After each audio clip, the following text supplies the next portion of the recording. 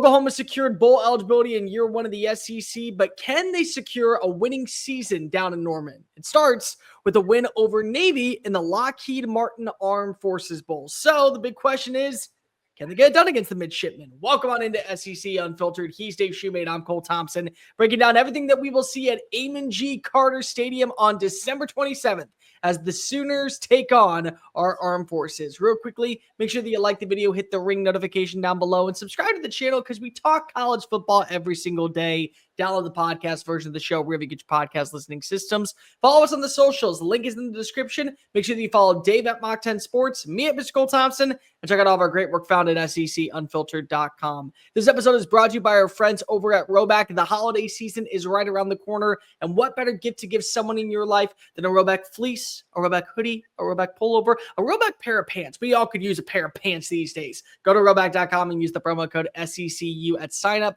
for 20% off your first purchase. RHOBACK.com, SECU promo code 20% off. Tell them that the fine folks at SEC Unfiltered set you.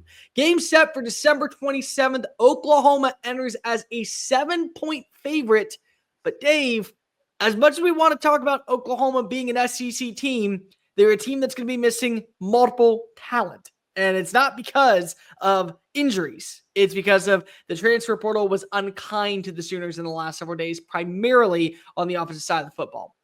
Yeah, I mean, the Sooners are going to have to – they're going to have to bring their own juice here a little bit. A lot of unknowns going into it. I mean, they've been dealing with the offensive coordinator stuff.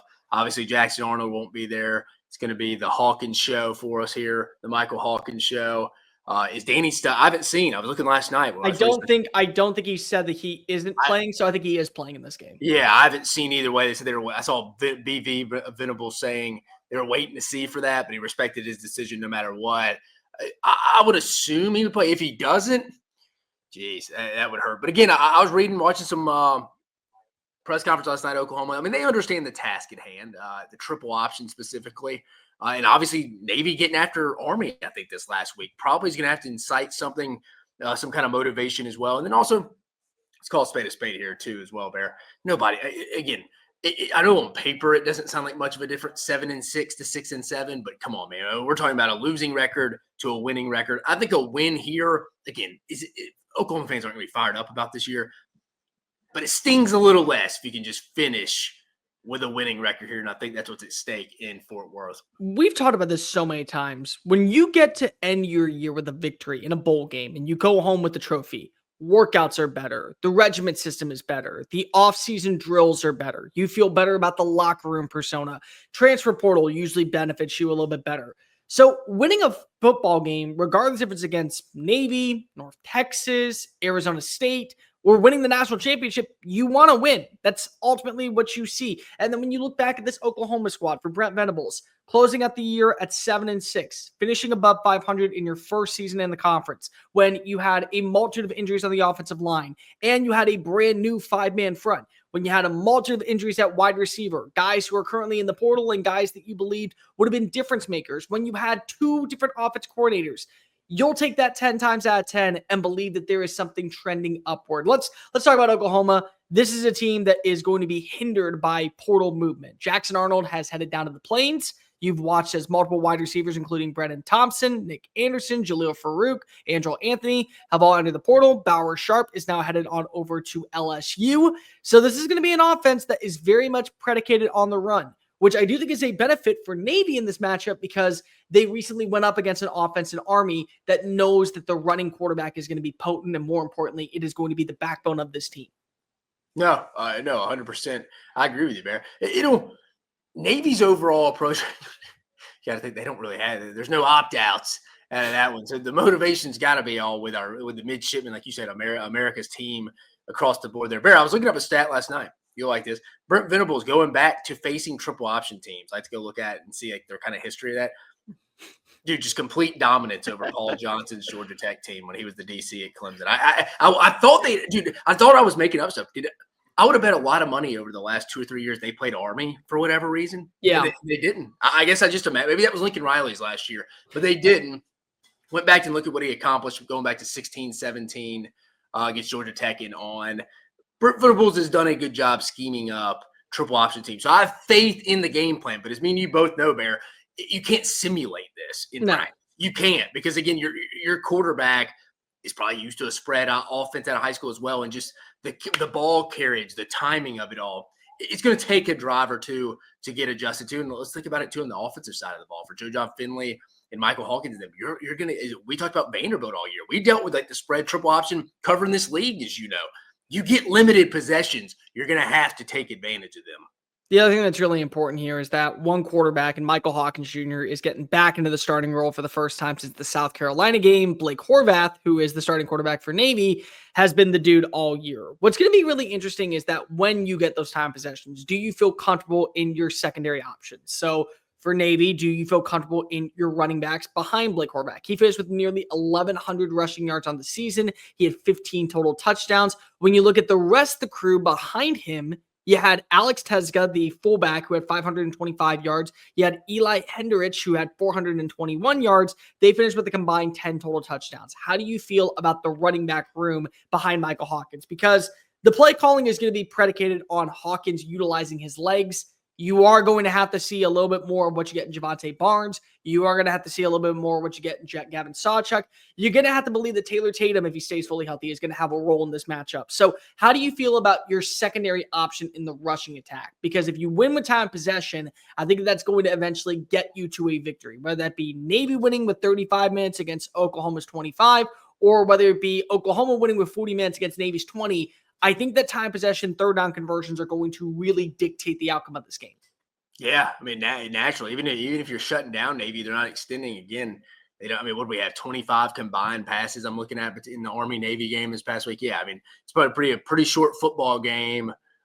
People will be able to get to their dinner.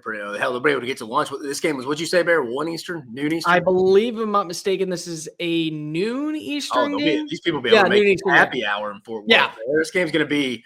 They'll make happy hour for sure. This game's going to be short. You're right. I mean, possessions are going to be critical. There's no just, hey, even if we in field position, if you can just move the ball a little bit, pin people back within the 10-yard line, especially if you're Navy and against Oklahoma. And obviously, Oklahoma has their opt-outs, but they're still going to have more. They're going to have more athletes on the field still. Field position, and you're right. Just taking advantage of the offensive possessions you got in the running game. I think what's going to be really interesting is to see how does an Oklahoma defense stop Blake Horvath, because the last time that you faced off against a Power 4 opponent was the Notre Dame game, and it was over before it even begun. Let me just explain how this game went. Riley Leonard took off for a run, and he scored a touchdown, and then Chris Mitchell scored a touchdown, and then Blake Horvath scored a touchdown, and then it was 51-14 by the end of the fourth quarter. This is a good defense. I don't really care what anybody wants to say about the offensive inconsistencies this past year. When you have a headliner with Billy Bowman, when you have a Danny Stutzman, when you have a Peyton Bowen, when you have a Dominic Jackson, when you have these players that are all forceful up front, that were able to shut down Alabama's rushing attack, that were able to make mincemeat of times of Ole Miss's rushing attack. I feel like that you have some benefits that will bode well in your favor, especially with the team traveling over from Norman down to Dallas or the Fort Worth area at Amon G. Carter. That probably benefits you when it comes to the fan base atmosphere. I'm not ready to give up on this Oklahoma defense. I feel like that there's still a second tier that we could see unfold in this matchup. And more importantly, this could be a moment to where, again, Brent Venables wins back some of the fan base. We shut down a team that beat the American Conference champions. And I'm not saying that's supposed to be like a huge tidbit victory, but if you were to lose this game, you have to realize that the team that you beat, Tulane, beat this Navy team 35-0. So again, it's a little bit about the bragging rights of we had wins over other teams that are also playing against this Navy team, and we kicked their ass. They kicked their ass. Why are we not able to get the job done? Yeah, and I saw Brent Venables that have been challenging the guys like, hey, this is our last test to finish this mission, whether this mission is what we ultimately wanted it to be or not. We have a duty to go finish the job. And you know what? It's a tough test. It's a test a lot of us, if I'm talking as Brent Venables here, have not seen probably since their high school days. Yeah. Again, I saw some linebacker. Who was it? Maybe Kip Lewis was talking like, yeah, he specifically mentioned his high school rival he played in UConn, I believe, YUKON, and mentioned like, hey, they always ran the triple option. We always had to be locked in that week for that because it's totally different. It really is. It's a task. If you don't do your assignment, something bad's going to happen. Whether it's not a game you go in saying, "Hey, I'm going to collect a bunch of sacks, a bunch of tackles for a loss." Hey, you got the A back, you got the B back, you got the quarterback. We all have to do our jobs, because if we get selfish and try to make individual plays, like box score type plays, dude, they could be off to the races here. And as we know, Barry, I mean, it goes either way. If Navy gets up quick on you 14-0, that really puts you up your back against the wall. But on the other side, if you can get up on them quick, 14-0, you make them start having to throw the football. I mean, that's where Zach Alley and Brent Venables should be able to execute and kind of establish a game plan here to get them out of the game and probably get some turnovers from our guy Horvath. What I'm going to wonder is also, are we going to see Dion Burks play in this game? Because Burks did say that he was coming back for 2025. He announced earlier this past week he was switching jersey numbers from 6 to number 4. That's probably one of your only offensive weapons that is really potent. I think that might do wonders. Because again, if you just have one wide receiver and Michael Hawkins connects with him on a big 50-yard play, I mean, Dave, I'm not saying that that's going to be the 7-0 final, but what I'm saying is 10-7, 13-10. I mean, it's possible. Just all you need is one big play, and that right now is really their only target that they have available at this point. No, you're 100% right. I mean, if you're on the team, you should play. That's kind of where it loses me a little bit. It's like, no, this isn't just like a bowl trip vacation. Now, granted, I don't know what the vacation's like. I'm sure it'll be cold. I say that where I'm at right now, it's not. But like in a week, it should be pretty cold in Fort Worth.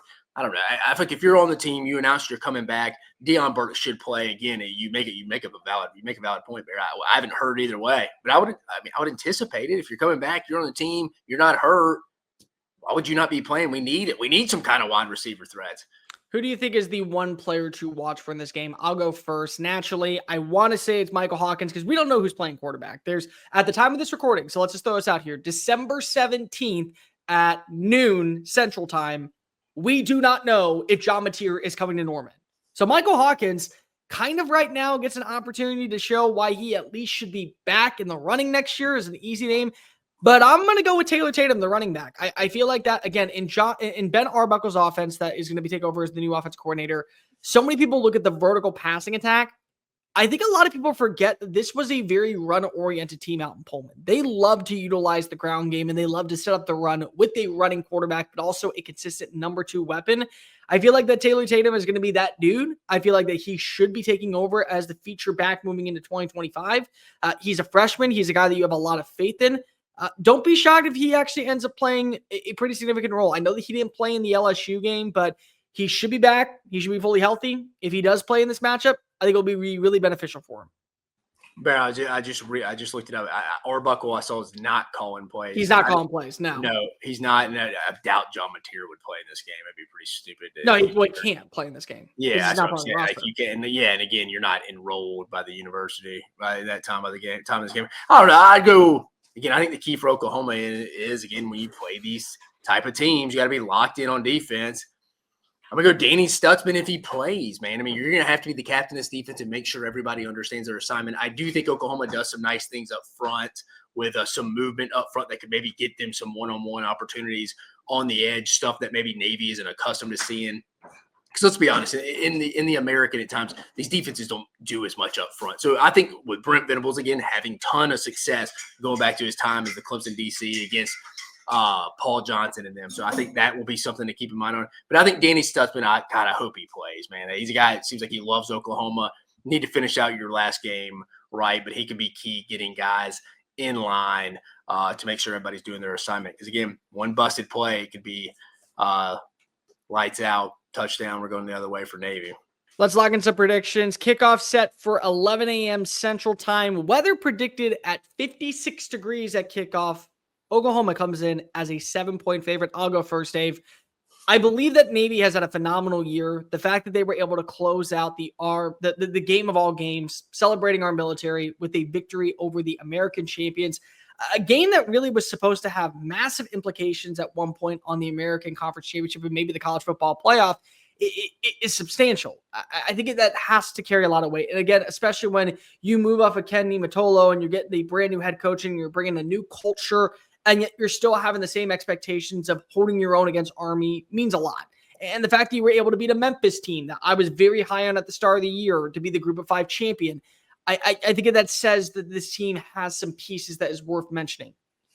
But this is still a Brett Venables defense. This is still a Brett Venables team that knows how to play a physical force up the middle. This is still a Brett Venables team that can create turnovers. And it's not like they're going to force a lot of passes, but what they are going to do is they're going to punch at the football. They're going to do everything possible to get Blake Horvath on the ground, making him flip the ball over, put them in great field position, trust their special teams to get the job done. And you need one or two explosive plays if you're Oklahoma's offense to finish the job. I think if they get one or two explosive plays, I think Oklahoma finds a way to be able to cap off their first year in the SEC with a winning season. It's a back and forth battle. It's very low scoring. Hammer the minus 43.5 on the total. I'm going to say final score 13-7. Oklahoma gets the job done. 1 touchdown pass by both teams, 2 field goals, seals it out in Amon G. Carter Stadium. Yeah, I mean, you see a path to victory for either team here, Bear. I've gone back and forth on this one since we've really started talking about it before we were doing the preview, doing some research. I mean, you can easily see where Navy wins this game. They don't have any really opt-outs. The continuity's there. They're going for their 10th win, have some momentum coming off a big win against Army, as we talked about. Oklahoma, you want to get to 7-6. I know this sounds crazy, and it's very simple thought. Obviously, 7-6 is better than 6-7, but it's not even just it's like losing record, winning record is what I see. And it's just like in your first year, in your coach's third year, you need that kind of momentum. I'm with you. I've leaned Navy all the way recently, and I don't know. Something just tells me Oklahoma comes out and plays well. And a lot of it's because I think Venables can just go back to the old playbook of how he used to defend Paul Johnson, who came from Navy. And again, I know totally different tree here and stuff not. But I just think they play well enough. I'm with you. Give me Oklahoma 20-14. I think it's just a really close game. I'm changing my pick video for us here because when I submitted it to graphics, I actually had Navy. So I'm changing it live as we record this, folks. So you're welcome.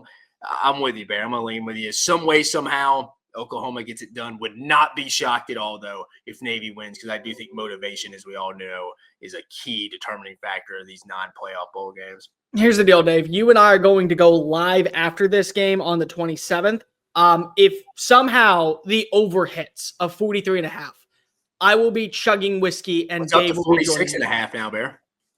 If it comes close to that, you and I will be chugging whiskey and be down and out of the count and force Chris to do the rest of the live streams. That's hammer the under, because if the under hits, then I'm not getting hammered. If the over hits, I'm getting drunk in 2 sheets to the wind. But let us know in the comment section down below. Who do you think walks away with a win? Is it the Midshipmen? Is it the Sooners? Can Oklahoma close out their first season in the SEC with a winning record? Like, review, hit subscribe to the channel because we talk college football every single day. Download the podcast version of the show. Follow Dave at Mach 10 Sports, me at Mr. Cole Thompson, us at SEC Unfiltered, and check out all of our great work found at secunfiltered.com. For today's Shumate, I'm Cole Thompson. Boomer! Let's get the job done one more time. Peace.